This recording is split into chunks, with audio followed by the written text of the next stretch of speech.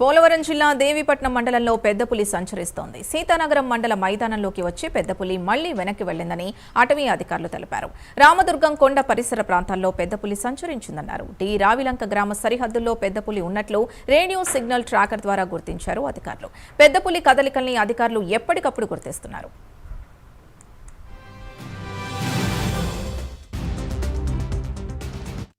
ఇదే అంశానికి సంబంధించి మరింత సమాచారం మా కరెస్పాండెంట్ శ్రీరామూర్తి అందిస్తారు. శ్రీరామూర్తి,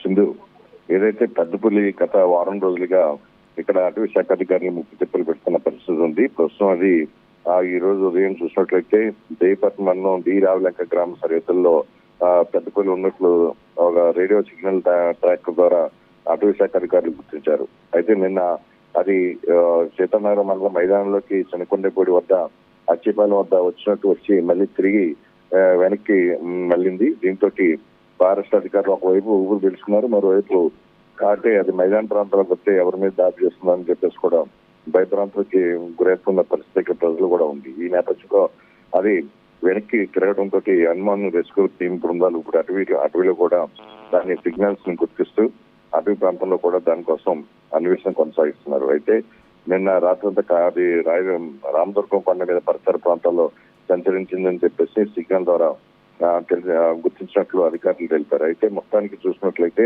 ఇది మళ్ళీ వెనక తిరిగి అభయారణ్యం అయిపోయి వెళ్తే కనుక పర్వాలేదు, కానీ మళ్ళీ వెనుదిరిగి వచ్చినట్లయితే మైదాన ప్రాంతంలోకి వచ్చినట్లయితే ఇబ్బందికరమైన పరిస్థితులు, ఆందోళనకర పరిస్థితులు ఉంటాయి. దీనివల్ల ఎప్పటికప్పుడు దాని కదలికని బట్టి అటవీ శాఖ అధికారులు తమ ఆపరేషన్ దిశను కూడా మార్చుకుంటున్న పరిస్థితి ఉంది. దాదాపు 200 మంది అటవీ శాఖ సిబ్బంది ఈ పెద్దపులి ఆపరేషన్ లో ఉన్నారు. షోటర్లు కూడా అటవీ ప్రాంతంలో 4 బృందాలు తిరుగుతున్న పరిస్థితి ఉంది. అది ఒకవేళ క్లియరెన్స్ గా కనుక దొరికినట్లయితే దాన్ని షూట్ చేసి మొత్తం మందికి పట్టుకోవాలనే ప్రయత్నాలు కూడా చేస్తూ ఉన్నారు.